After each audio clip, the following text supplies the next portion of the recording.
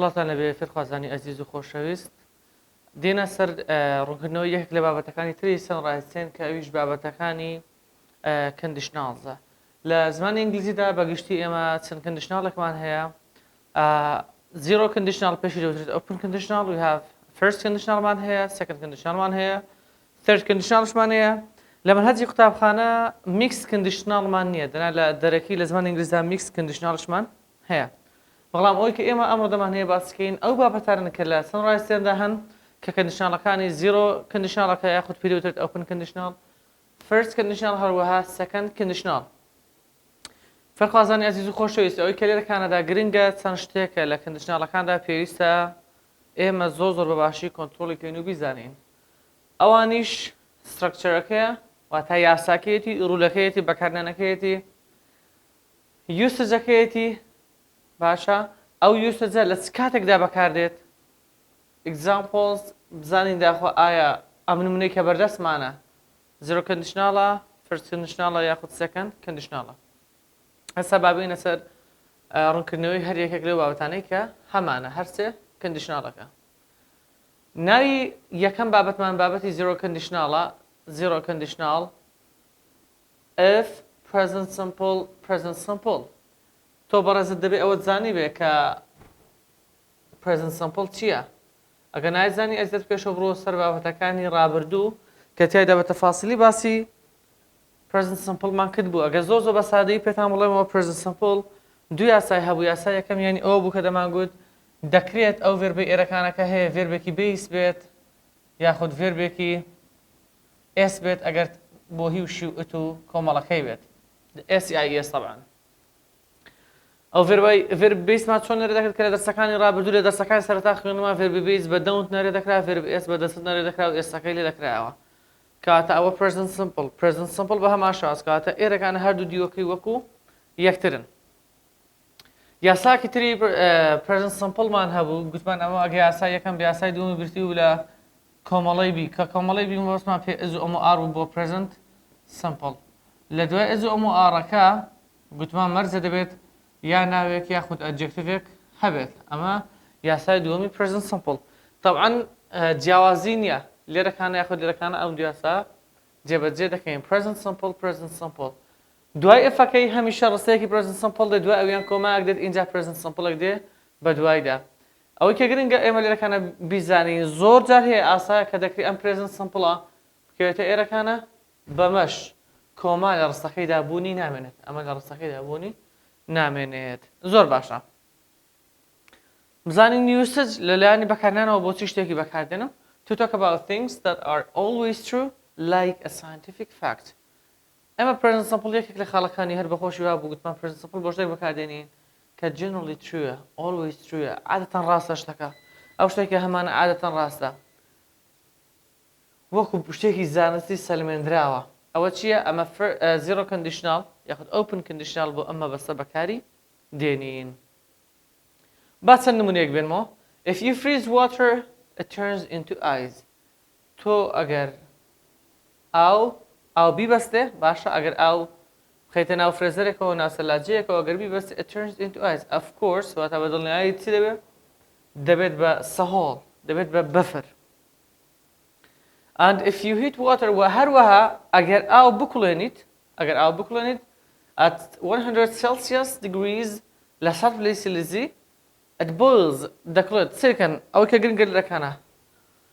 من ئفم هەیە لەکانەدا کاتە ئەمە ئف بە گوێرە یاساکە لە هەموو یاساکدا عادەتەن سەبجەکتێکمان هەیە دوای ئەوە ڤێربەکەمان بیسە ڤێربیسیش نیشانەی بۆ present simple دوایش کۆمپلیمنت تاواکەرە هیچ کێشەم نییە دوای ئەوە بامان شاز لەبەرەوە ئێتا دەبێت ئەو ڤێربێکی ئێرەکانە هەیە ئێستا کاتە یاساکە ڕاستەوە هیچ کێشەیەکی نییە دەکەی ئێرەکانە present simple و ئێرەکانە past simple بێ نەخێر بۆ لەبەرەوەی لە zero conditional خوێنمان کە present simple مان هەیە چەند نمونەیەکی تر if students miss the exam the professor fails them ئەگەر تەڵەبەکان لە ئیمتحانەکە بەشدار نەبن ئیمتحانەکان بفەوتێت the professor fails them پرۆفیسۆرەکە ئەوان دەکەوێنێت کاتە دێنەوە ئفمان هەیە بەڵێ بکەرمان هەیە سەبجەکتمان هەیە students بەڵێ ڤێربەکەت بیسە لەبەر ئەوەی کە سەبجەکتەکەت کۆوە اینجا لێرەکانە لەبەر ئەوەی کە کۆمپلیمنتت هەیە هیچ کێشەیەکت نییە کاتە present simple دوای ئفەکەیە بەڵێ هیچ کێشەیەکم نییە دێم I بەڵێ usually یەکێکە لە وشانێکە لەگەڵ present simple دا بەکاردێنی خوێندومانە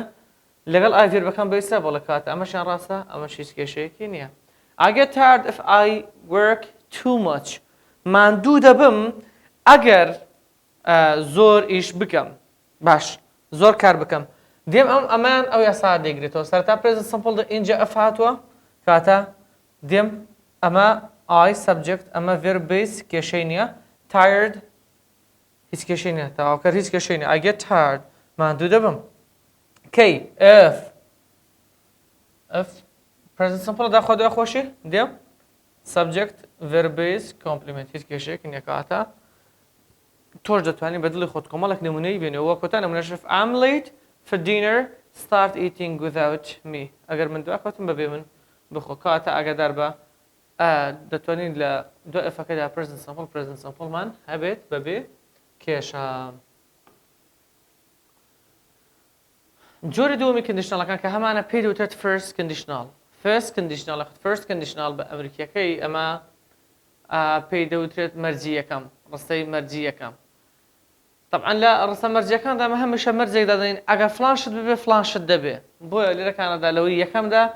ڕاست بگوتمان ئەگەر نەیت بۆ ئیمتیحان دەکەویت ئەمە شتێکی ڕاستەقینەیە. بۆیە open conditional zero conditional بۆ ئەو بەکاردێنین کە تیایدا شتێک ڕاستە واتە ئەگەر فلان شتەنەکەی ئەوە دەرەنجامەکەیەتی دەرەنجامەکەشت ڕاستە. لە هەرچی first conditionalە بابەتەکەمان چی لێدێ ئێستا لێرەکان ئێمە present simple مان هەیە بە هەردوو یاساکەی کە باسمان کرد verb base verb s هەروەها کۆمەڵی بیناون adjective verb لەگەڵ simple future واتە future simple will یا will not اینجا verbێکی بەیسم هەیە bearer form مان هەیە زۆر باشە. ئەی ئەوان بۆچی بەکاردێ to talk about possibilities in the present or in the future. بۆچی بەکاردێنم بۆ ئەوەی ئەو پۆسیبڵەتیانێک ئەمە بەکاری بێنم لە presentدا ئەوە گەرانێکە لە presentدا دەکرێ هەبێت or in the future یاخود لە داهاتوودا. کەواتە ئەمان چی ئەگەرە ئەوەی zero conditional یاخود open conditional چی بوو ئەوە 100% بوو گوتمان generally true scientific fact بوون. با بێمە سەر هەندێک نمونە. if it rains باما شاز ifم هەیە بەڵێ کەواتە ifەکەم هەیە it subjectە بەڵێ هیچ کێشەمی لەگەڵ بکەرتاکان لە present simple ئەگەر verb main verb مانای verبەکە دەبێ s پێ بێ کاتە هیچ کێشەی نییە. دوای ئەو کۆماکەم هەیە کێشەی نییە. subjectم هەیە بڕگەی دوم will یا will not verb base willم هەیە verb base at home کاتە لە ڕووی meaningی شەوە چ meaningێک چەواتاک دەبەخشێ بۆ واتای possibility لە present یاخود لە futureدا بەکار دێت. نمونەیەکتر ifم هەیە I subjectە wake verb baseە complement subject مایە طبعا کۆماکە لە شوێنی خۆتی لەبەر ئەوەی کە ڕستەکان پاش و پێش پێ نەکراوە. I will miss دەبێت کاتە will miss کە verبەکە فۆرمە یاخود base فۆرمە ئەوش the best complementە. دەکرێت ئەو ڕستانە بە هەمان شێواز future simple بێتە ئێرەکانە واتە بێتە پێش ئفەکەی کۆماکە لەو حاڵەتیدا نامێنێ. نمونەمان هەیە ماوەستا بەڵێ نمونەمان هەیە دەتوانێت هەر ئەو ڕستانەی کە هاتە تەنها شوێنەکان بگۆڕی. بە نمونە بڵێ I will stay at home if it rains بەبێ کۆما. I'll miss the bus if I wake up late. ئەوانە هەموو دەتوانێت بەو شێوازە دابنێ بە ڕستانە. وەچەند نمونەیەکی تریشمان هەیە بەڕێستان دەتوانن سەیریان کەن. And if it's sunny we'll go to the park. If Joan leaves Joan لە بەرەوەی تاکە کەواتە دەبێت verبەکەمان s پێ بێ. Paula will be sad. If I find your email I will send you the picture. کاتەوە کە گرینگە لێرەکاندا ئاگادار بە لە بڕگەیەکیان کە ئەو بڕگەنیە کە ئەفی لەگەڵا مەرجە وڵ هەبێ یا بە ئەرێ یا بە نەرێ. ئەوە ئاگادار بن تاکە ناسینەوەیە کە زۆر بە ئاسانی دەتوانانی بابەتەکان لێ جاکەیتەوە. لە ئی یەکەم present simple بوو لە ئی دووەم present simple مەرجە لەوەی تریان لە بڕگەی دووەمیان ئەگەر گریمان ئەمە ڕستەی یەکەم بێ ئەمە ڕستەی دووەم بێ مەرجە لە ڕستەی دووەمیان will یا will not هەبێ اینجا بەدوایدا verb base. ئەوانە ئەگەر تێبینی کە will لە هەموو بڕگەکانیدایە جا ئایا short فۆرمە ئڵە یاخۆ تەنها will و بۆ شازەی کە هەمانە لە هەموویدا هەیە بەڵام لە شاز یەکەمە نەبوو. طبعا ئەمە لە ڕووی ماناشۆ چۆنە گوتمان ئەگەرات if it rains I will stay at home. ئەگە باران بەباری I will stay at home واتە ئەگەرێکە possible کە لە ماڵە بەڵام possible-شەکە بچمە دەرەوە. If I wake up late I will miss the bus. ئەگەر درەنگ لە خەواستم پاسەکە لەوانەیە بەجێم بێڵ لەوانەشە بەجێم نێڵێ بەڵام it's possible to leave or to leave me لەوانەیە دەگونجێ بەجێم بێڵێت طبعا نمونەکان تریش بە هەمان شێوازکەواتە ئەگەرە دەتوانم بڵێن 50 150 دەکرێت شتەکە ڕوودا دەکرێت ڕوونەدات لە حاڵەتی یەکەم 100 بوو دەبوو هەمیشە شتەکە ڕاست بوو هەر دەبوو ڕوودا بە واتە ئێستا بە نمونە ئەگە بڵێم if it rains I stay at home بەبێ وڵ چی لێ دێت دەبێتەوە zero conditional دەبێتەوە open conditional if it rains I stay at home هەر ئەگە باران ببارێ من لە ماڵەوە دەبێنمەوە کاتە ئەگە وڵەکەمان لابرد ماناکەی دەبێتەوە open conditional و لە ڕووی گرامەریشەوە دەبێتەوە open conditional لە ڕووی منینگیشەوە دەبێتە fact واتە دەبێتە ڕاستی ئەو کاتە possibility نامێنێ کۆتا conditional کە هەمانە لە پۆلیدا second conditional سێکەم فێرخوازانی عزیز و خۆشەویست second conditional شێوەی مەرجی دووەم با بزانین لە ڕووی مینینگەوە لە ڕووی structureەوە جیاوازی چیە لەگەڵ یاساکانی تر جۆرەکەی تریان گوتمان جۆری کۆتایان second conditionalش گوتمان با بزانین لە ڕووی structure usage و examples و جیاوازی چییە لەگەڵ دوو جۆرەکەی پێشووتر ئێستا مەگە تێبینی بکەین ئفەکە لە هەر سێ جۆرەکەیدا هەیە کەواتە کێشەمان بۆ دروست ناکە بەڵام ڕاستەوخۆ لە دوای ئفەکەڕا لە دوو یاساکەی پێشوو کە zero conditional first conditional بوو present simple مان هەبوو بەڵام لێرەکانە past simple مان هەیە کەواتە ئەو جیاوازی یەکەم لێرەکانە دەکرا main verbەکەمان past simple بێت جا ئەو verبە بە ئیدیە ئایا بە irregular verbزە ئایا بە وەزوێرە هەر شتێک بەڵام ئەمە زیاتر گرنگە بزانین کە لە second conditionalدا وێر بەکاردێنین لەگەڵ هەموو بکەرەکاندا هەرچەندە بکەرەکە تاک بە یاکۆ بێ he were she were ئەوانە بە هەموو شتێک لە conditional دووەمدا لە second conditionalدا هەمیشە وێر بەکاردێنین هەرچەندە کە بکەرەکانیشمان تاک بن ئێستا طبعا نمونەش دەبینن بڕگەی دووەمان present conditional کە دەڵێم present conditional بە ئاسانتر کە بەڕێستان لەوانێت تێ بگەن دەڵێم هەمیشە would لە ئەرێدا و wouldn't زائدەن فێربێکی بەیس هەیە تەماشاکەن ئێرەت پاس بێت ئێرەت وودە ئێرەت present بێت ئێرەکانە وڵە کە دەکاتەوە first conditional گرنگە ئێرەکانە past simple بێ ئێرەکانە وودە ڕاستەوخۆ بە یەکترەوە دێن ناتوانم لێرەکانە present simple بێ ئێرەکانە وود بێ ناتوانم ئێرەکانە past simple بێ ئێرەکانە وڵ بێت هەمیشە بە یەکەوە دێن یاساکان تاکەوەکار بووی کە بە تەواتی بە وردی زۆر بە جوانی لێکیان کەمەوە لە یوسجدا لە بەکارهێناندا جیاوازی چییە imaginary situations in the present or future ئێستا من حاڵەتی یەکەمم فاکت بوو حاڵەتی دووەمم possibility بوو حاڵەتی سێمم imaginary ئەی imaginary واتە چی واتە شتێک بێت کە خەیاڵی بێت چی بێت خەیاڵی بێت خەیاڵی بێت واتە هەر یعنی نەگونجێت زۆر دەگمەنە شتێکی وا ڕوو بدا جا لە presentە یا لە futureدا با سیر نمونەکان کەم سیرکەن ئێستا لێرەکانە ئەمە چیمان هەیە fمان هەیە بەڵێ لە ڕستەکەیدا هیچ کێشەی بۆ دروست نەکردووم ئەمە f لێرەکانە I لە سەبجەکت ڕستەکە هیچ کێشەم نییە وتم هەر شازێکی ڤێربێک بێ کە پاس بە کێشەمان نییە one irregular verb win بۆتە one $1 million کۆمپلیمنتە اینجا تۆ کۆماکت هەیە دوای ئەوە سەبجەکت بە پیاسا کە دەبێت دوای ئێرەکانە چی بێ یا وود یا ودن طبعا بە سەبجەکت ئەمە سەبجەکتمان هەیە وود هەیە یا ودن اینجا ڤێربەکەم بیسە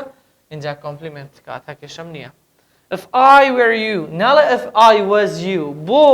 لەبەرەوەی گوتمان لەگەڵ هەموو حاڵەتەکان لەگەڵ هەموو سەبجەکتەکان هەرچەندە تاکیش بێ وێر بەکاردێنم if I were you کاتە if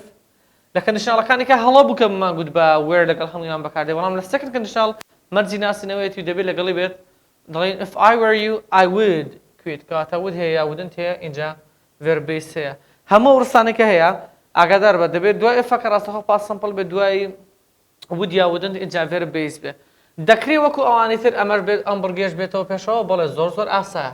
دەکرێت ڕستەکەت بۆ شازە بێ بڵێ I would buy a new car if I won $1 million I would quit smoking if I were you وەڵا وازم لە جگەرە کێشان دێنا ئەگەر لە شوێنی تۆ بامە چ شتێک تێبینی دەکەیت imaginary I would quit smoking وازم لە جگەرە کێشان دێنا if I were you خۆت تۆ نابی بە من نابم بە تۆ کەواتە بۆیە دەڵێن شتێکی ئیماجینەریە if I win $1 million I would buy a new car من ملیۆنێک دلار نابەمەوە هەتاوەکو سیارەیەکیش بکڕم کەواتە چێ شتەکە ئیماجینەیشنە شتێکی خەیاڵیە if I were the president ئەگەر من سەرۆک بوومە I would lower taxes ئەوە باجەکانم دادەبەزاند کەواتە بە هەمان شاز من سەرۆک نیم بۆیە ناشتوانم کە باجەکان کاتە ئەوە نیت بۆیە ناشتوانانی ئەو بکەی لەبەرەوەی کە ئیماجینەیشنە ئیماجینەریە لە کام حاڵەتێدا لە second conditional لە conditionally دووەمدا کەواتە بەگشتی ئێمە ئەگەر وەکو بیرهێنانەوەیەک بیرتان بینینەوە چەند conditionalێکمان هەبوو zero conditionalمان هەبوو first conditionalمان هەبوو لەگەڵ second conditional zero conditionalمان چۆن دەناسیەوە هەمیشە if present simple بوو گوتمان دوی یاسا present simple مان هەبوو subject verb base و verb s لەگەڵ subject b کە بیش بریتی بوو لە s r بەدوای خۆیدا ناوێک adjectivێک مان هەبوو لە first conditionalدا یاساکەمان دەگۆڕا بۆ if present simple will یاخود will not base کاتە مەرج بوو لە first conditionalدا willمان لە بڕگەی دووەم هەبە ئاگادار بوون واتە لەو بڕگەی کە ifی لەگەڵ نەبوو کە لە بابەتەکەدا بە تەفاسیلی باسمان کرد کۆتا conditionalشمان بریتیە لە second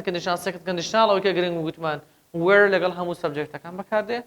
هەروەها گرنگیش ببزانین کە ئەم بڕگیان would یا wouldn't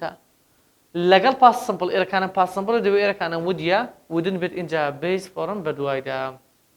ئەمە تەواوی بابەتی conditionalەکە لە sunrise دا ئاماژەی پێکراوە هیوادارم کە سوتان لێ بینی بێت و